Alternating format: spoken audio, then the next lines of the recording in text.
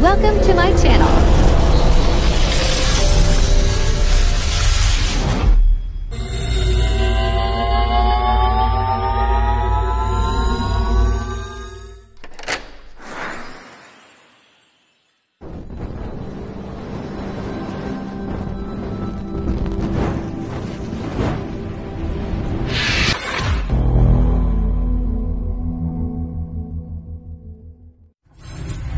Enjoy watching. Gawin dito. If kung identify na to, turuan ito i-register, ano yung mga documents na kailangan, i-secure mga technical documents na kailangan, mga legal documents na kailangan. Kasi for example, magre-request kayo ng funding from barangay or from munisipyo, may mga hihinging dokumento ang LGU. Siyempre, hindi naman yung basta-basta ng bibigay, right? Nasaan ang constitution and bylaws nyo? Which is, even doon sa previous na POCA natin, may mga ONM group na walang constitution and bylaws. Wherein, saruin sa mga pinaka-importanting dokumento or requirements na igwa dapat, or requirement na igwa dapat ang sarong organization. So, sa level ng LGU, hindi yan basta magbibigay ng counterparty or magta-transfer ng pag-repair, ng funding for repairs and maintenance. Kung wala nga kayo nito, may OR na ba kayo from BIR? Siyempre, kailangan yung mag-register. Right? Yung mga ONM group na yun, dapat may may legal personality siya. Diba? So, kailangan mong mag-apply din ng authority to print from BIR. Yung mga ganon. So, marami pa tayo doon sa discussion and nakita din namin dito sa hall kahapon. Marami pang kailangang gawin. Ano po? And saro lang sa medyo striking kahapon kasi sa specifically kasi yung part ng finance nila as in majority zero. Kasi ano naman ang gagastusin namin, ano naman ang magiging internal controls namin, ano naman ang mga financial reports na gagawin namin, wala nga kaming fund. So, tama naman, wala ka namang fund, ano gagawin mo? Right? So, tamang-tama to sa susunod na discussion natin, which will be the tariff, financial management, and the resource mobilization. Okay? So, I hope kahapon kasi na-discuss or na pag-uusapan na hindi kasi kami tinuruan ng ganito. Actually, maybe ito na yung steps para for Kalahi Seeds, kung ano man ang magiging outcome nito, para i-guide ang community or ang mga organizations na to, ano yung mga gagawin nila. Kasi, para lang po aware si organization natin kahapon. Kami kasi sa Kalahi Seeds, may limit lang ang naipoprovide ng assistance sa mga organizations na yun. Though napapahapyawan mi siya, pero fully. Meaning to say, we organize, mahagad kaming araw mga requirements nito, and magtatanong-tanong lang kumusta na po mga documents niyo, whatsoever. Pero hindi naman kami talaga yung mag-guide sa inyo fully from the start hanggang ma-register kayo. Hindi po ganun sa amin. Meaning to say, may limitation lang kami sa mga interventions na binibigay namin. Hindi fully lahat. From identification hanggang sa registration, hindi na po yan namin sako. Ano po. So maybe, this activity ay ma-realize at even kami turuan din paano ang organizations, pag nag-identify ka, ano yung mga dapat na steps na gawin para ma-register to. Diba, even yung organization, ano bang gagawin namin? Ano po? So maganda yung naging feedback nung activity ka. Anyways, sige, let's talk about tariff. Kasi sa mga proyekto natin, tariff, financial management, and resource mobilization. So let's talk about tariff. Tariff is the amount collected for the operations and maintenance of the sub-project. So ito yung mga kino-collect natin for the purpose of, or na pwede natin i-collect sa community for the operations and maintenance of the sub-project. kahit anong sub-projects natin, pwede po tayong magkaroon ng tariff at didepende ang collection na ito or ang amount na i-require natin sa mga beneficiaries nito. Depende sa magkano ba yung projected expenses niyo for operations and maintenance. So, ilan din ang consideration din kung ilan yung beneficiaries nito. So, ilan yung expenses, divide mo sa beneficiaries natin may mga collections pa ba or may mga donations pa ba from other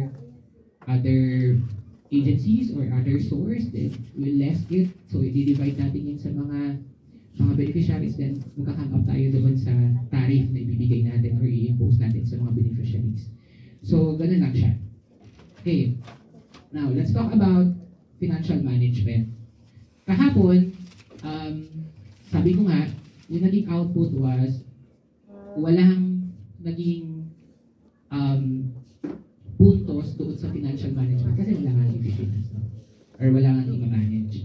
So ito po ay guide lamang sa ating organization, sa mga organizations natin kung sakaling magkaroon kayo ng punto, paano natin ito i-manage or kung halimbawa magkakaroon tayo ng tariff, paano natin siya i-manage.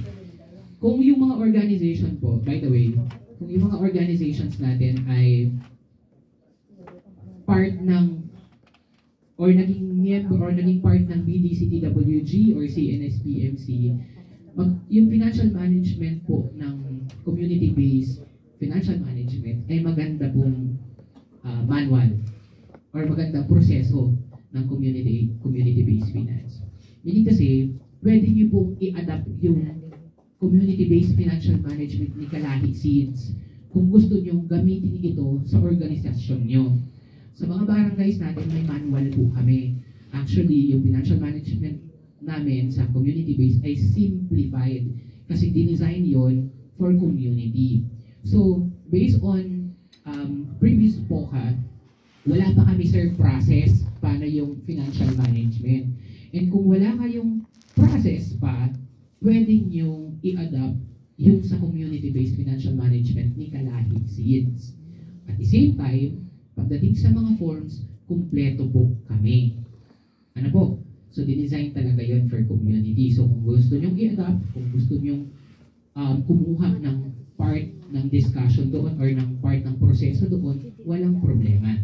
Okay? But again, may ituturo din kami na guide sa inyo pagdating sa financial management ng inyong organization. So, okay. Operations and maintenance, simplified financial management system. So, ito yung organizational structure natin. Okay? You have the operations in charge, usually the president, the treasurer, under that, merong cashier or collector, siya yung magko-collect ng mga tariff natin. Ano po? And also the bookkeeper. So, yun yung structure natin. Ano po? Si president, si treasurer, and under that, meron tayong taga-collect, ng tariff, and may taga-record ng mga reports natin, which is si bookkeeper. Okay.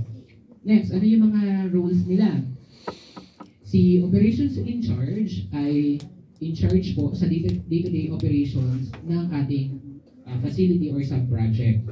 Siya din ang nag-i-ensure na lahat ng revenues na makukuha doon sa ating proyekto ay accurately and properly accounted. Meaning kasi ito ay nabibilang natin, nakakulat natin, na-record natin ang data. Si treasurers naman take custody of the funds coming from the day-to-day collections. Ito yung, siya yung tatanggap ng lahat ng mga collections na manggagaling kay collector or kay cashier. Kasi si cashier or si collector ang in charge sa pag-collect ng mga fees sa ating mga beneficiaries or customers. At on a daily basis, i-remit ito ni cashier or ni collector kay treasurer. Okay? Then si bookkeeper naman ang magre-record ng lahat ng mga financial transaction natin. Okay? So, yan. Okay. So, yun lang. At least yung yung organizations natin, ano po, or structure natin. Si president, si treasurer, ibang collector, ibang bookkeeper. Okay. Transactions are classified into two. Okay. Number one, cash transactions, at number two, non-cash transactions. Ano yung mga cash transactions natin? Ito po ay classified into two. Meron tayong cash receipts or mga collections, at meron tayong mga disbursement. So, lahat ng cash receipts or cash collections at cash disbursement ay classified as cash transactions. Yung mga non-cash transactions naman, ito naman yung mga utang ng organization or utang ng members nito sa organisasyon. Anong example dito? For example, si organization, kasi mga water, ano naman tayo, no? Nawasa, right? So, for example, may service ka, just in case nagkukulik kayo ng tariff. So, wala bang pangbayad si beneficiaries or si community. So, pwedeng maging utang muna ito or accounts payable sa part ng accounts receivable or accounts payable naman siya sa part ng member. So, pwedeng utang muna to. Ang utang naman natin ay pwedeng, for example, electricity, kung kayo po sa organization ay may office at merong sariling kontador. So may bill tayo for electricity. Kung may tubig naman kayo, so yun yung mga accounts payable natin. Those are mga classified as non-cash transactions natin. Ano po? Mga utang sa inyo at utang nyo. Okay. So for wala na. Damage na. Hindi na siya, non-functional na siya. Yun po ang tinatawag natin na nagkaroon po kami ng agreement na i-maintain nila. Kumbaga, katuya, itugaan ka na, gusto mo pang mapangyari. And then po, on the other hand, meron po kaming na-inspect sa ibang region, no? Project po, again, ng KC. Ito po, nung nag-training po kami dun sa Subic, nagkaroon ng breakout session, and then we have the privilege to assess yung mga sub-project nila. Meron po silang SP na water system, pero pump-driven. Opo. And then, as reviewing yung mga documents nila, napakaganda po nung napakaganda na yung sub-project nila. Maintain. Bakit po? Doon sa aming pag-assess, meron po silang, yung sinasabi sir, meron ordinance na kung saan every year may allocated yung munisipyo na fund para sa operation and repair ng sub-projects. And then po, i-post it, magkaroon din po ng imposition of tariffs doon sa mga consumers. Mahirap talaga po yan, especially kung pump-driven ka. Kasi po sa atin dito sa Bicol region, pump-driven na water system is classified as discouraged SP. Discouraged SP meaning po hindi natin yan encourage na ma-propose kasi po dahil dun sa mga things po na hindi na po functional kasi nga po hindi na-maintain. Kasi when we talk about pump-driven, it requires machineries, equipments na may lifespan, and then mahal po talaga yung maintenance. Diba po? Mga pump-driven. So may lifespan lang yan, and then kailangan talaga high cost talaga yung maintenance niya. So tinanong ko yung tinanong ko yung isa sa mga IP communities po yun, no? IP communities, tinanong ko yung sa consumer doon kung paano nila na-maintain. Siyempre yung medyo mahal din na konti yung tariff nila. Paano nila na-maintain yung SPs? Alam niyo po yung sagot ng consumer. Hindi ko po maintindihan kasi native yung dialect. So kinausap po si Cap. Ang sabi po ni Cap, dun sa translation sabi ng consumer is, dahil po kailangan talaga nila yung sub-project na yun, kaya yung full cooperation nila, inakit nila hanggang sa LGU para po ma-maintain yung sub-project na yun. No? So yun po yun po sana ang gusto natin ma-attain sa ating mga sub-projects, yung ganung level po ng O&M planning and group. And then po, registered din po sila, registered yung kanilang O&M group. Okay po, let's proceed sa sa definition muna ng operation and maintenance. Kasi sa operation and maintenance, sabi nga po ni Sir, hindi lang po repair and maintenance, kundi operation. So dapat po included po sa ating program or sa ating planning yung tamang pag-operate ng ating mga sub-projects. Kasi kung tama po ang pag-operate ng ating sub-projects, mas napapatagal niya po yung lifespan. Diba po? So, based dito sa operation definition, it's the proper and appropriate utilization and management of structure and facilities. While yung maintenance po, yun na po yung regular upkeep of structure and facilities to sustain its proper functioning for the delivery of services. So, yung objective po ng ating operation maintenance is to retaining or restoring the infrastructure or equipment into a state where it can perform its required function and intended sa project life or mas matagal pa dun sa kanyang intended life. So meron daw po tayong 3 types of maintenance activities. So first is yung routinary, the simple small scale activities undertaken on a regular basis. Sa ating po mga O&M group, mga sub-projects po na mga water system po, tama po ba? Ano po ba kayo minimi ng ng routinary maintenance activities? Simple, small scale activities undertaken on a regular basis. So kung meron po tayong mga water system, very important po na kailangan i-inspect po natin madalas yung lahat ng components ng ating water systems. Dapat po regular po or mas madalas yung ating pag-inspect from the top stand hanggang sa intake box, source. Kasi baka sa ating mga consumers, sa mga beneficiaries, sasabi na, uy, ang sarap ng tubig. Pagdating naman sa intake box, sabi ng mga palaka, sarap dito mag-swimming. Di ba po? So, dapat i-inspect natin yan. Sa dun sa yung na-discuss namin nasa namin sa project sa ibang region na dun sa source nila, meron po silang fence. No? And then sa atin po naman, sa process po natin, if magpo-propose po tayo ng water system, part po nun yung sinatawag natin water safety plan. So ina-identify po natin lahat ng risk, hazards, and then yung mga mitigating measures natin. So pag na-find out po natin na yung area ng intake box ng source is prone sa mga merong mga animals or mga ganun ba. So maglagay tayo ng defense mechanism through that fence. So yun po, kailangan po natin i-check regularly yung components ng ating water system. And then, meron po tayong preventive maintenance activity.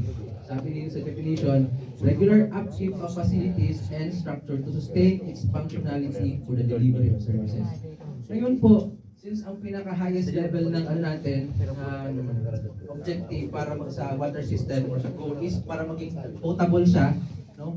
Magamit hindi lang for domestic purposes, kundi sa drinking purposes natin. So, na-mention ata kanina yung or kahapon regarding sa mga potability test. So yun po, dapat mag-contact po tayo lagi ng potability test yung sa bacteria, another test, para po ma-ensure natin na malinis po yung tubig na ma-consume ng ating mga beneficiaries. So another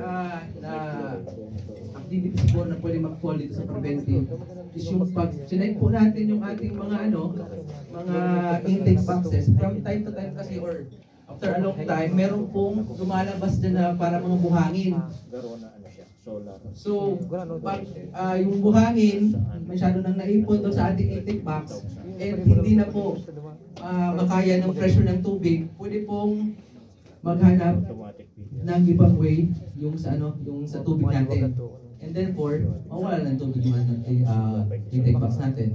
So dapat po, regular din po yung pag-discipline po natin doon sa ating intake box. So, schedule po natin yan. Dapat po naka-indicate yan doon sa ating O&M plan.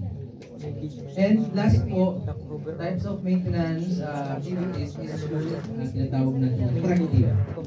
Required when the facility is destroyed or has failed to perform its normal functions and needs improvement or upgrading. So ito na po, pag meron na tayong pag nag-inspect tayo and then meron ng mga tagas na, yung sabi niya sa may mga tagas na yung ating mga pipes, dapat po sana hindi lang yan ginagamitan ng yung mga rubber na pinupit na rubber na goma. So dapat po part po ng ating O&M plan is yung identify yung lagay ng cost para sa mga replacement of pipes natin or mga replacement or repairs ng valves natin, no? And then yung mga failure crack sa ating mga storage tanks. Next week pa lang ito nag-schedule. So, pero ilalagay sa materials. So standard elements of O&M system. Of course, meron tayong O&M plan. We have the O&M group and dalawang elements na nag-involve ng pera. Sa O&M plan and then the operating cost. So sa O&M plan po, it specifies the maintenance action required, identify the individuals, groups, or institutions responsible, and then outline the cost and financial arrangements. O&M group po natin, usually volunteers selected from the community and established prior or during construction phase. Responsible po related sa O&M related arrangement after sa project completion. Kasi po meron po mga report sa amin na since may mga findings kami sa projects na hindi na nare-repair kasi daw po yung mga O&M pag nakikipag-coordinate sa barangay and then sa other na stakeholders, wala pong ma-provide na fund. And sinasabi na, since kayo yung O&M group, kayo dapat ang magsalo noong gasto sa pag-repair o pag-maintain ng ating mga establishment, which is, yun nga po na-explain na hindi po dapat yun.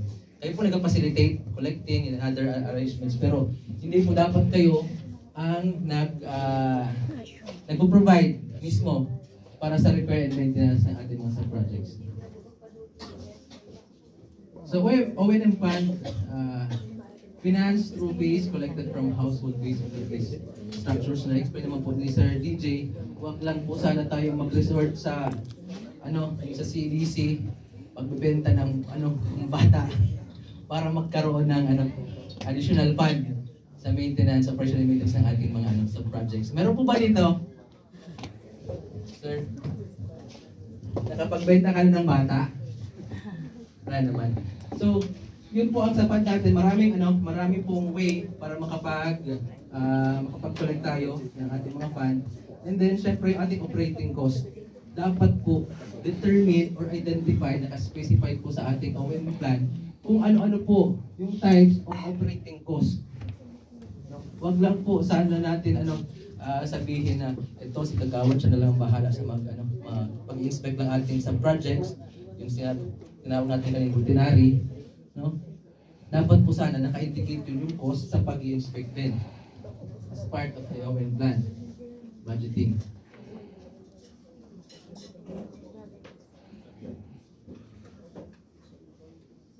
Okay, so proceed na po tayo sa tariff setting. Sa inyo po sir, sa O&M po, may magkano po yung yung tariff na kinokollect sa ating mga consumers? Meron po ba? Meron. How much? 10 pesos per cubic. 10 pesos per cubic. So per cubic po po na. Sa inyo po sir? Sa ngayon sir, wala pa kaming tarif dun sa barangay. Wala pa po. Okay. Yung tapos pa namin, wala pa. Thank you po.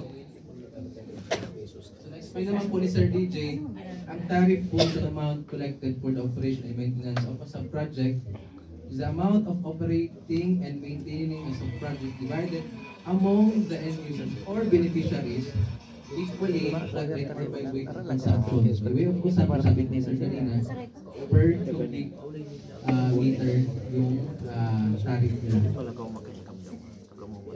And the tariff po, sabi Sir DJ kanina, may be used in almost all types of sub-projects. So hindi lang po para sa water system. Pwede po tayo mag-propose ng tariff Kung may maintenance ka, sa lahat ng Sabihin subscribers may natin. kung kung ano pa sa Depending on May the nagpapagapaminti O&M cost siya. and number of Ito may end users difference of sa the lugar projects. pagpakalan. So basic concept lang po Ali, subsidize kang ng barangay. computation ng tariff settings is the operation and maintenance cost Anong pinagkasundoan? divided by the number of end users or beneficiary. So ang operation and maintenance cost is cost of ensuring that the physical state of the project is the same or better than the physical state when it was completed. And the end users natin, again yung mga beneficiaries po natin, end users can be household for water system SPs, vehicles, per person, or mga roads or other access sub-projects natin. Okay. So ito ang sample tariff computation po natin. We have the projected expenses. So kasama po dito yung organizational expenses po natin. So sino po ang dun sa identified sa organization po natin. Technical expenses, financial expenses, and then may projected profit depreciation cost. Tapos, yung mga projected fund sources po natin. Meron po tayo sa BLGU, meron tayong MLGU, and other sources. Ibang barangay po yung mga meron tayong mga solar dryer. Usually ginagawa yan na at dyan ginaganap yung mga sayawan ba? Sayawan. So, part nung nahukulik natin doon sa mga pabayli sa barangay, pwede natin i-share doon sa ating gawin ng fund. Okay, we have the net cost. Expenses, usually kasi expenses yung mas malaki. Tapos nahirapan tayo sa fund sources, pag-collect ng fund sources. And then yung projected beneficiaries po natin, number of household, or if meron po tayo sa other beneficiaries. So projected monthly tariff, yung net cost natin versus total beneficiaries. Again, pwede po ito per household, per month, or sa kanila po, in case sir, per consumption. Or yung cubic meters pagdating sa water SPs. So sample po, para ma-compare lang natin, meron tayong sample computation for gravity-driven water system kasi po ito lang yung inaalaw ng natin, ng sa menu natin. Again, discourage po yung pump-driven. Unless very strong talaga, naka-indicate kung paano talaga nila i-maintain yung mga sources, naka-indicate po sa ating proposal. Pwede naman po. At sana, maabot po natin again yung ganung level ng operation maintenance. For gravity-driven water system, sample lang po, barangay Matugtuog with a total household beneficiary of 100, so take note, 100 po yung end users natin, recently completed their water system sub-project. So based on the O&M program, the projected cost of operation and maintenance for 1 year is as follows. So meron tayong sa materials, identified na yung mga needed materials na for repair, labor, kinakailangan na labor components natin, admin and overhead, 18K for a total of 34,320. So yan po yung projected cost or expenses natin for that specific year. So ang tanong po is how much tariff per month shall be collected if the VLGU allocated 10,000 per year as support for the water system. So meron po tayong fund per year from the VLGU na 10,000. So yun po. After natin ma-identify, breakdown po talaga natin yung mga expenses natin as to repair mga components, yung sa faucets, damaged pipelines, dapat i-replace natin yan, huwag lang yung mga managed solutions natin kasi maapektuhan yung quality ng water na ma-consume ng ating mga beneficiaries. So pati po yung cleaning of ating mga reservoir and then mga intake box. Kasi usually yung ating mga reservoir intake box again, pwedeng possible contamination. And then sa mga tank naman natin, sa mga tank sa minsan, may mga nang-inspect kami dun sa isang barangay, meron siya kakaroon ng mga ugat-ugat. So yun, sama po natin yan sa preventive maintenance. Identify po natin yung mga kailangan natin mga hand tools, mga labor components sa Kataid ba yan? Buhay kayo. specific type of maintenance, and then Yan. Buhay yan. identify din po natin yung mga administrative costs, Sugat na dudusok sa Daugan Tubo. tariff collectors natin. Luwas yan. Nadahon na yan. And after nun, yun po, mag-save na kuha natin grand total ng total expenses, ng expenses, Talaga naman sa taas. 34,320. So meron na tayong fund from BLG yung Kataid 10,000. barado So sa ang net tubo. Pagputulan ni Ilme. expenses natin, Yakon doon. sumabot na lang ng 24 kasi na less 10,000. Tusukan pati. 24,320. So, paano na pag-compute natin Nagbubulo. yung tariff?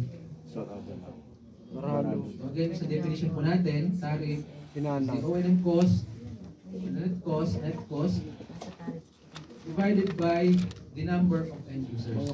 puti. 24,000 Buhay talaga. divided by 100. Pero mga So, biglan. Lusok-lusokan pati. Hindi na makagan tubig. 20.27 per household per month, or say 25 pesos per household per month. Or pwede naman pong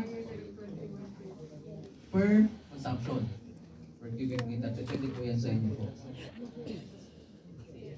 So, compare na natin another sample, pero ito naman po ay pump driven. So, pump driven, syempre naka-indicate natin yung type of pump,